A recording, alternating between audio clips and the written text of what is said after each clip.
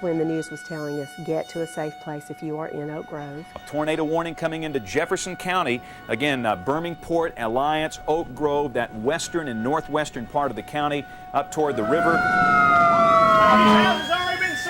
And since we've had reports of damage at Oak Grove High School, Lock 17 out in this area, that means this thing is on the ground. Dorothy, it's going to hurt. There we go. That is a very devastating looking tornado. Then I saw movement with my peripheral vision to the right, and I noticed the door was moving, the carpet on the floor was moving, and at that point I realized I was in trouble. And we got in the corner of the basement that we thought would be safe, and that was the only one that was still standing, thank God. Don't wait for another one to happen. Get ready for it, because good Lord may put another one on you. Good evening, I'm James Spann. 20 years ago, the people of Jefferson County experienced an F5 tornado with winds in excess of 200 miles per hour. The storm leveled entire neighborhoods. It took 32 lives and forever changed many others. The first community to be hit by the half-mile-wide storm was this one, Oak Grove in western Jefferson County, ground zero for the twisted fury of April 8, 1998. April often brings the most volatile atmospheric conditions we see all year. So let's go back to storm alert quickly if we can. We have new warnings coming out, and let's see what the new warnings are here.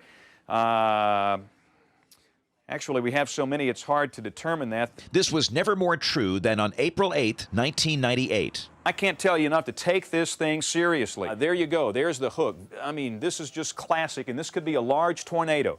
And then, being dark, you won't see much unless lightning illuminates the storm, and as it approaches that site, yeah, we had a power failure. Did you guys see that? Look at the lights down there go off. That looks like a massive power failure over the western section of Birmingham. That's not an illusion. That power outage, that moment, we knew something bad was happening under the cover of darkness. It wasn't until the first light of day we saw how bad the damage was. Airlink 3340 captured aerial images of the mangled wreckage of what was formerly Oak Grove High School. A group of cheerleaders was inside the gym when the tornado destroyed the building. Miraculously, they all survived. Meteorologist Megan Thomas caught up with Vicki Higgins 20 years after she survived this tornado. The only thing that protected us was God. I mean, that's just, there's no other way you can look at that. April 8th, 1998 is the day Vicki Higgins will never forget. It's been 20 years, but I can still go back to sights and sounds and even smells from that day. Recently, Brian Peters revisited Memorial Park. In 1998, Brian worked for the National Weather Service. He was the meteorologist who issued the tornado warning for this storm and rated the tornado an F5.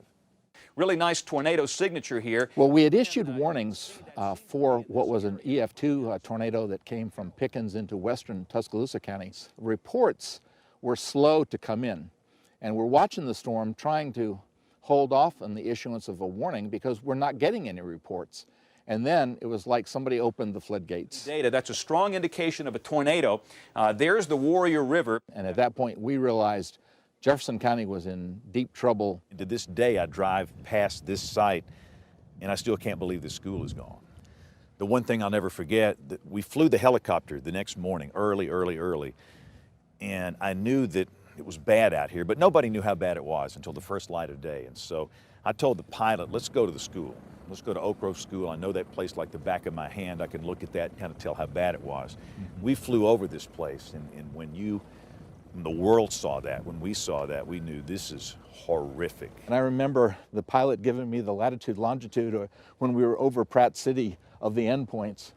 And I looked up, and my heart skipped a beat because directly ahead of us, the next stop for that tornado was the Birmingham International Airport. Before reaching Pratt City, the tornado roared through the community of Rock Creek, producing F5 damage right here.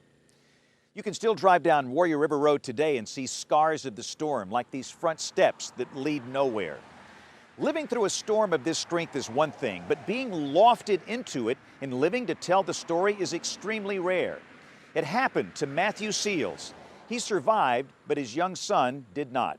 He takes Christopher Sine through that night and shares some lessons we can all learn from him. And I look up and the roof blows off and then I was knocked unconscious. The next thing I remember is waking up. We were laying out in the woods. I didn't realize I was paralyzed. I just felt like something was lying on me. Nathan was 8 and John Michael was almost 3. Margaret was still a baby. She was a year old. But Nathan was lying there, and they came and got us, and they carried me out on a door and carried... 4 hours later? It was about 4 hours, that's right. A couple days later is when they actually told me the truth about Nathan and his severe head injury. You know, I'd made my case with God, and he decided to take Nathan home. So, you know, if Nathan had had a helmet on, there's a possibility he could have lived. Why I would survive and Nathan didn't is a question I'll ask God when I see him. Matthew says learn from his loss, have a plan, and make a helmet part of it. As the storm moved through Edgewater and McDonald Chapel, 71 people were here at the Open Door Church attending Wednesday evening worship services. All 71 survived. Brenda LeDunn spoke with the pastor and some of the church members, and they say that was nothing short of a miracle. And you get a shower, you realize the things have actually gone through your clothes. Your clothes look fine, but the little fibers have actually gone through and made places all over your body. Those were the physical marks left behind from the April 8th tornado at Open Door Church in West Jefferson County. But it's the spiritual impressions from the storm Pastor Rick and other church members will carry a lifetime. We crawled through a window and we came through the front. We were in the hallway singing and praying. My thought process was, we'll be okay. I mean, this is Alabama. We always have tornado warnings sometimes, but we'll be okay. And so I went back to teaching, and when I did, I just heard that still small voice on the inside saying, you're the shepherd, you're supposed to take care of the sheep. Well, it was less than 2 minutes the tornado hit, and the building was gone. Twins Amber and Ashley Jones were 12 years old, crouching in the hallway of the church when the tornado hit. And I never saw like the vision of an angel that we pick out, but there was just this white glow. And in calm voices, I could just hear, help, we need more help. But it wasn't the prayers and screaming of everybody around me because, you know, we had all started doing that and I knew what that sounded like. But this was different. And it was in unison and it was peaceful. Just help, we need more help.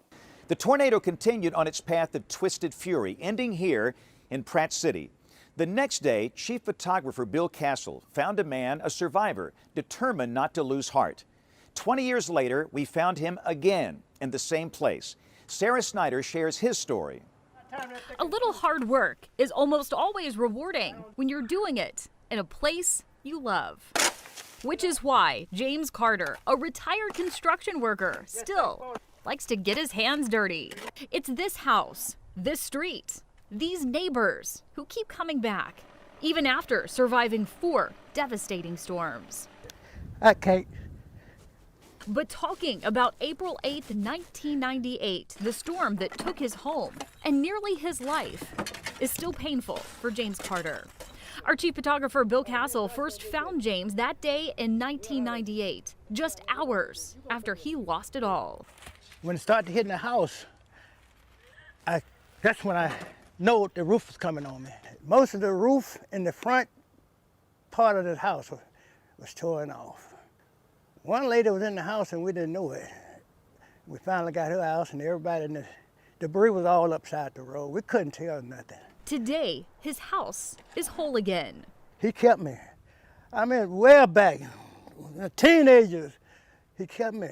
And I'm on my knees every morning 3 or 4 times, wondering why God left me. With a faith as solid as concrete. From Pratt City to Oak Grove, you've seen the destruction and the devastation. Now, 20 years later, Wendell Edwards looks at the 3 lessons learned from the storm and how these communities keep moving forward. We've added shelters inside our fire stations because we lost 2 of our 3 fire stations. This shelter holds about 70 people, and anytime a tornado warning is issued, the shelter will be open. No survivor of that fateful night is willing to forget the 32 lives lost. This special is dedicated to their honor.